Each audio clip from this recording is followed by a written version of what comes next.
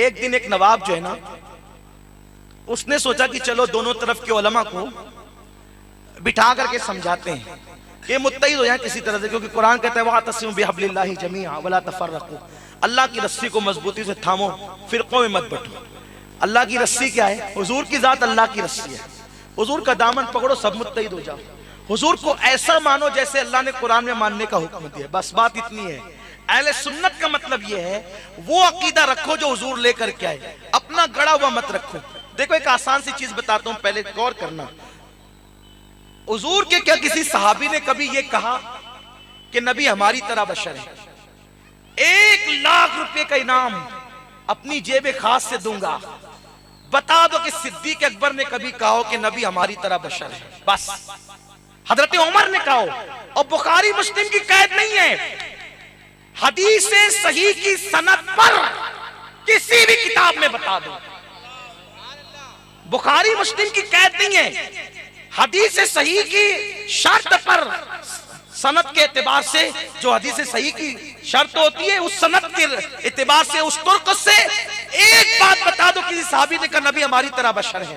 ہم آپ کو اپنی جیب سے چندہ کر کے نہیں، مسجد کے پیسوں سے نہیں، مدرسے کے پیسوں سے نہیں، بلکہ اپنی جیب خاص سے دیں گے، خدا کی قسم۔ لیکن میرا ایمان ہے کہ کوئی صحابی نے نبی کو اپنی طرح بشر کہا ہی نہیں۔ آپ کس بنیاد پہ کہتے ہیں؟ اور کہتے ہیں قُلْ إِنَّمَا أَنَا بَشَرٌ مِثْلُكُمْ کی بنیاد پہ کہتے ہیں۔ کیوں یہ آیت آج نازل ہوئی ہندوستان میں؟ صحابہ کو یہ آیت نہیں پتا تھی؟ جس دن نازل ہوئی تھی اسی دن صحابہ نے سنا تھا، لیکن پھر انہوں نے کیوں نہیں کہا نبی ہماری طرح بشر ہے؟ اس کا مطلب یہ ہے کہ صحابہ کا یہ عقیدہ نہیں تھا، کیونکہ رسول اللہ نے فرمایا، بخاری کی حدیث ہے، ایّکم مثلی، تم میں کون میری طرح ہے؟ یہ عقیدہ ضرور تھا صحابہ کا کہ ہم حضور کی طرح نہیں ہے، بلکہ اٹھا کے دیکھیں بخاری شریف اٹھا کر کے دیکھیں، صحابہ تو حضور کے بازو میں کھڑے ہونے سے بھی ڈرتے تھے۔ ہاں توجہ فرمائیں، اس کا مفہوم اپنے الفاظ میں پیش کر رہا ہوں۔ اللہ کے حبیب علیہ السلام ایک قبیلہ میں صلح کرانے کے لیے گئے، تاخیر ہوئی، نماز کا وقت آیا، اللہ کے حبیب علیہ الصلوۃ والتسلیم کی غیر موجودگی میں صحابہ نے بالاتفاق حضرت سیدنا صدیق اکبر کو مصلی پہ کھڑا کر دیا۔ صدیق اکبر نماز شروع کی ہے اور اتنے میں حضور تشریف لائیں۔ جب حضور تشریف لائیں تو صحابہ نے حضور کو حالت نماز میں دیکھا۔ اب آپ میری بات ذرا غور سے سنیں اور اپنی ایمان اور عقیدے کی اصلاح کریں۔ یہ حدیث بخاری شریف میں، صحابہ نے حضور کو حالت نماز میں دیکھا تو پچھلی صف میں حضور جب کھڑے تھے نا، تو صحابہ نے نماز میں دیکھا تو انہوں نے یوں ہاتھ پہ ہاتھ مار کر آگے کی صف والوں کو اطلاع دی کہ حضور تشریف لائیں۔ آقا کریم کے لیے صحابہ نے جگہ بنائی تو آقا اس صف میں گئے، انہوں نے آگے والوں کو اطلاع کی حضور آئیں، پھر وہ آگے والوں کو اطلاع کی حضور آگے گئے، پھر انہوں نے آگے والوں کو اطلاع کی حضور آئیں، اس طرح حضور بالکل آگے چلے گئے، حتیٰ کہ صدیق اکبر کے بازو میں کھڑے ہو گئے۔ صدیق اکبر رضی اللہ تعالیٰ عنہ حضور کو دیکھ کر نماز میں پیچھے ہٹے۔ ایمان سے بتانا، دلوں پہ ہاتھ رکھ کر، اگر نماز میں کسی کو دیکھ کر کوئی پیچھے ہٹے، ہاتھ پہ ہاتھ مار کر یوں اطلاع کرے اور نماز میں اس کا چہرہ تکے، نماز رہ جاتی ہے؟ نماز کا انجام کیا ہوگا؟ نماز کا حال کیا ہوگا؟ یہ میں اب 1857 بھی نہیں، شاہ جہاں کا واقعہ تاریخی بھی نہیں، بلکہ بخاری شریف کی حدیث پیش کر رہا ہوں۔ حضور علیہ السلام ابو بکر صدیق کے بازو میں، صدیق اکبر پیچھے ہٹنے لگے، حضور نے پیٹ پہ ہاتھ رکھ کے کہا تو نماز پڑھا ابو بکر۔ ابو بکر صدیق 2 سیکنڈ کے لیے پھر رک گئے اور ہاتھ اٹھا کے اللہ کی حمد کی اور پھر پیچھے ہو گئے، حضور نے نماز پڑھائی۔ ٹھیک ہے، یہ حدیث ہے۔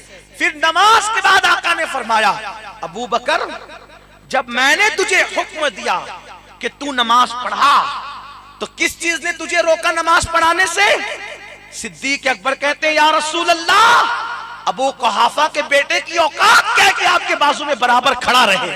یہ صحابہ کا عقیدہ ہے، یہ صحابہ کا نظریہ ہے۔ اس نظریے سے لوگ ہٹ چکے ہیں، اور اس نظریے سے ہٹنا یہ کفر کی دہلیز پر قدم رکھنے کے برابر ہے، یہ کفر کی دہلیز کی طرف بڑھنے کے برابر ہے۔ تو لوگوں، اہل سنت و جماعت اس عقیدے کا نام ہے۔ صحابہ اس عقیدے پہ تھے۔ مجھے بتاؤ، کیا کسی صحابی نے حضرت عائشہ کا ہار گم ہونے کے بعد کبھی یہ کہا کہ حضور کو عائشہ کے ہار کی خبر نہ تھی؟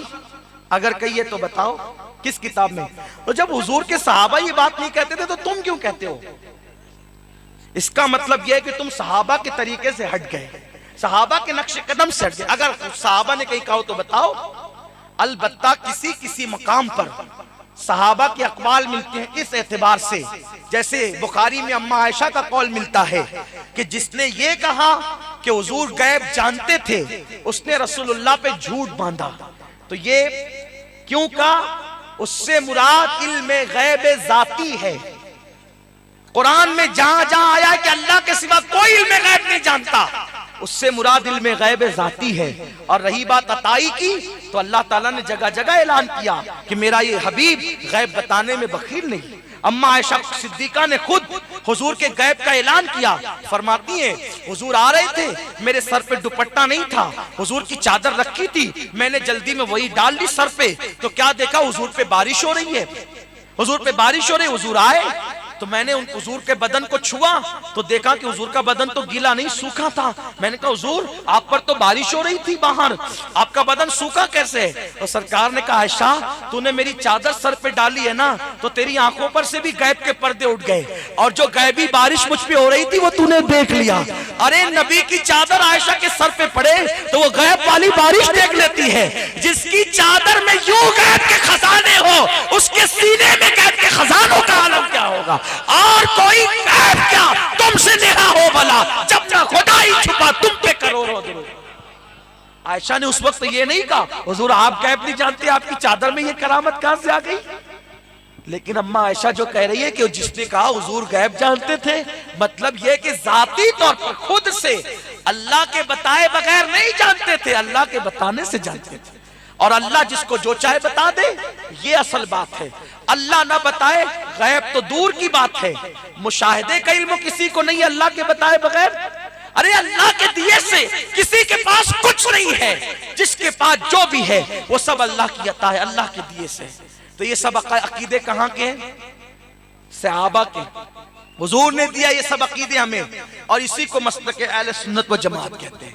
تو بات یہ کرنے چلا تھا، ایک نواب نے شروع میں جب 1857 میں اختلافات شروع ہوئے تو کہا دونوں طرف کے علماء بیٹھ جاؤ اور بیٹھ کر میرے سامنے مناظرہ کرو، میں ذرا جانوں کہ کون صحیح ہے کون غلط ہے۔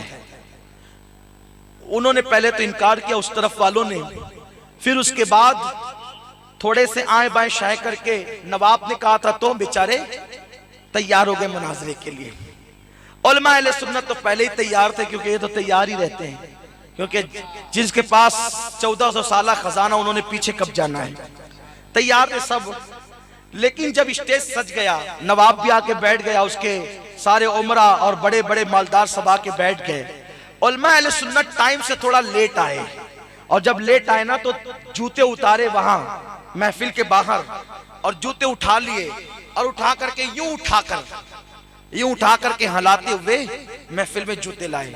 تو انہوں نے کہا دیکھو ان ملاؤں کو، مولویوں کو، سنی علماء کو محفل میں آنے کا طریقہ نہیں پتا، یہ ہم سے مناظرہ کریں گے؟ لیکن ہمارے علماء ہوتے بڑے ذہین ہیں، ہمارے علماء کے پاس اللہ نے بہت سوجھ بوجھ دی ہے، وہ جو کام کرتے حکمت کے بغیر نہیں کرتے۔ جوتے اٹھا لیے اور یوں ہلاتے ہوئے لا رہے ہیں، پورا مجمع دیکھ رہا ہے، حیران ہے، یا اللہ اتنے شرفا اس طرح کی حرکت یہ کیسے کر رہے ہیں؟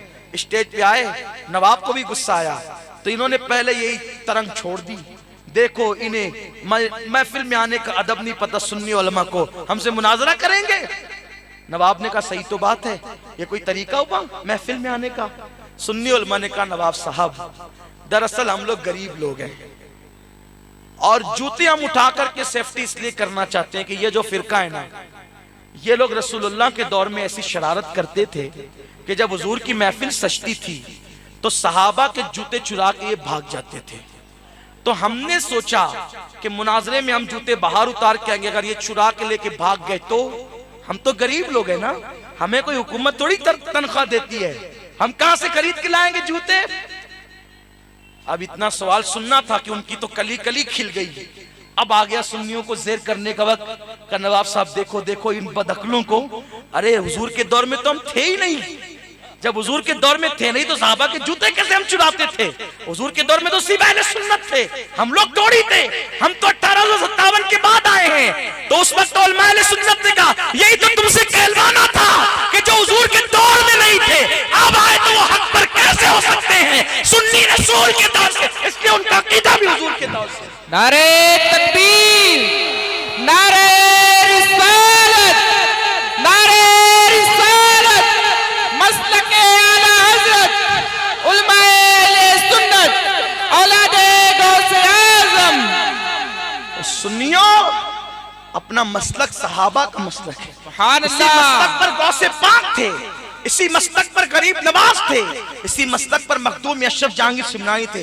اور آج بھی پوری دنیا میں 80% سے زیادہ اہل سنت و جماعت ہے. اس کا احساس ہم لوگوں کو اس دن ہوتا ہے جب ہم مدینہ منورہ جاتے ہیں. مصریوں کو دیکھو وہ بھی یا نبی سلام علیک پڑھتے ہیں. سوڈانیوں کو دیکھو وہ بھی یا نبی سلام علیک پڑھتے ہیں. گویا کہ پوری دنیا سے آنے والے سب سے زیادہ جس عقیدے پر ہے اسی عقیدے پر ہے جس عقیدے پہ ہم اور آپ ہیں. لیکن بس ہمارے اندر کمی جو آ گئی ہے, گفتگو کا اینڈ اس بات پہ کر رہا ہوں, ہمارے اندر جو کمی آ گئی وہ عمل کی کمی. ہمارے پاس عقیدہ اچھا ہے لیکن عمل نہیں. ہم نماز نہیں پڑھتے, ہم شراب کے اڈوں کو آباد کرتے ہیں, ہم پیروں کے ہاتھ تو چومتے ہیں لیکن اپنے ماں باپ کے ہاتھ نہیں چومتے ہیں. ہم نعت خانوں پر تو پیسے لٹاتے ہیں, قوالوں پر تو پیسے لٹاتے ہیں, لیکن اگر ماں کہہ دے بیٹا میری طبیعت خراب ہے ذرا کچھ پیسے دے دے دواخانہ جانے کے لیے, تو بیٹا کہتا ہے بس کرو, بڑھاپے میں تمہیں کتنے پیسے لگتے ہیں. لیکن میں آپ سے کہنا چاہتا ہوں مسجد بنانے سے بڑا ثواب, مدرسہ بنانے سے بڑا ثواب, ہر نیک کام میں پیسہ خرچہ کرنے سے زیادہ ثواب اگر کسی کام میں ہے تو ماں باپ پہ خرچہ کرنے میں ہے. کیوں؟ اس لیے کہ ہمارے مال کے زیادہ حقدار ہمارے ماں باپ ہے. ہم جب چھوٹے چھوٹے بچے تھے ہم پیشاب کر دیتے تھے ماں پر, تو ماں گیلے بستر پہ خود سوتی تھی اور سوکھے بستر پر ہم کو سلاتی تھی. وہ ماں جب ہم رات کو اٹھ جاتے تھے تو رات کی تاریکی میں ہمیں بغیر غصے میں آئے ہوئے, بغیر مارے پیٹے ہمیں دودھ پلاتی تھی. ہم رات کو کوئی چیز مانگ لیتے تھے تو ماں بے چین ہو جاتی تھی. ماں نے ہمیں پالا, باپ نے اپنی جوانی ہماری خوشیوں کے لیے تج دیا. ماں باپ نے ہمیں بڑا کیا, بولنا سکھایا, پڑھنا سکھایا, چلنا سکھایا اور پھر جوان کر دیا. جوانی کی دہلیز پر قدم رکھنے کے بعد اب اپنی پوزیشن یہ ہو گئی ہے ہم نے ماں باپ کو چھوڑ دیا, بڑھاپے میں ان سے اکتا گئے. یاد رکھنا ماں باپ جیسا پیار کسی کے دل میں نہیں. اور آپ کو بتا دوں سید صاحب آئیں تو آپ کہتے ہیں سید صاحب میرے لیے دعا کریں مصیبت میں ہوں. مولانا صاحب آئیں, امام صاحب دعا کریں مصیبت میں ہوں. پیر صاحب آئیں, آپ کہتے ہیں دعا کریں مصیبت میں ہوں. میں آپ سے کہنا چاہتا ہوں اگر آپ کا پیر آپ کے لیے دعا کرے چاہے کتنا بھی نیک ہوگا, اللہ چاہے تو قبول کرے چاہے تو رد کر دے. اللہ کو کون کہنے والا ہے؟ اللہ چاہے تو قبول کرے چاہے تو رد کر دے. کتنا بھی بڑا پیر ہو, کتنا بھی بڑا آپ کی مسجد کا متقی امام ہو, اگر وہ آپ کے لیے دعا کرے اللہ چاہے قبول کرے چاہے رد کر دے. کتنے ہی بڑے سید صاحب آ جائے دعا کرے اللہ چاہے قبول کرے چاہے رد کر دے. تو جہاں دعا رد ہونے کا خوف ہے ہم وہاں آ کر دعا کرواتے. کروانا چاہیے, انکار نہیں ہے, لیکن ایک دعا ایسی ہے جس کے رد ہونے کا اندیشہ ہی نہیں ہے. آقا فرماتے ہیں دعا والدی لولدی کا دعائی لکم, تمہارے باپ کی دعا تمہارے حق میں ایسی ہے جیسے نبی کی دعا امتی کے لیے ہوا کرتی ہے. ماں باپ کے حوالے سے یہ بات کہی گئی ہے کہ اگر تمہارے ماں باپ تم سے مطالبہ کریں تو تم بھی تمہارے ماں باپ کے اور تمہارا مال بھی تمہارے ماں باپ کا ہے.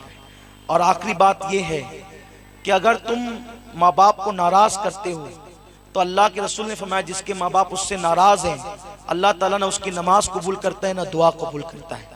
اور خزائن العرفان شریف کے اندر علامہ سید محمد نعیم الدین مراد آبادی ایک حدیث لکھتے ہیں کہ جس سے ماں باپ ناراض ہوں اگر وہ شہید بھی ہو جائے تو بھی وہ جنت میں نہیں جائے گا، لیکن چونکہ شہید ہوا ہے اس لیے جہنم میں بھی نہیں جائے گا۔ شہید ہو جائے تو جنت نہیں ملے گی لیکن جہنم بھی نہیں ملے گی۔ جنت اور جہنم کے درمیان ایک مقام ہے جس کو مقام آراف کہتے ہیں، اس کو وہاں رکھا جائے گا۔ نہ جنت جیسی نعمتیں ہیں اور نہ جہنم جیسا عذاب ہے۔ شہید ہو کر بھی وہ جنت میں نہیں جائے گا جو ماں باپ کو ناراض کرے۔ بس اب اسی پہ گفتگو ختم ہوتی ہے۔ لوگ کہتے ہیں یار اپنے آپ کو سنیوں کو جنتی کہہ کر سارے فرقوں کو جہنمی کہتے ہو، جبکہ وہ بھی تو کلمہ پڑھتے ہیں، نماز پڑھتے ہیں، دعوت دیتے ہیں۔ میرے بھائی بس اتنی بات سمجھ لے، اگر کوئی ماں باپ کا بے ادب ہو تو نماز پڑھنے کے بعد، روزہ رکھنے کے بعد، حج کرنے کے بعد، حتیٰ کہ شہید ہونے کے بعد بھی وہ جنت میں نہیں جاتا ہے ماں باپ کی گستاخی کی بنیاد پر۔ تو جو رسول اللہ کا گستاخ ہو پھر وہ کلمے اور نماز کے بعد جنت میں کیسے جا سکے گا؟ تو ماں باپ کی بے ادبی پر جنت میں نہ جانے والی حدیث سمجھ میں آتی ہے، اور رسول اللہ کی گستاخی پر جنت میں نہ جانے والی حدیث آپ کے سمجھ میں نہیں آتی؟ تو یہ کون سی بات ہے؟ اس لیے سمجھنے کی کوشش کرو۔ اللہ ہمیں توفیق عطا فرمائے۔ دوران گفتگو اگر کوئی غلطی ہو گئی ہو تو اللہ رب العزت معاف فرمائے۔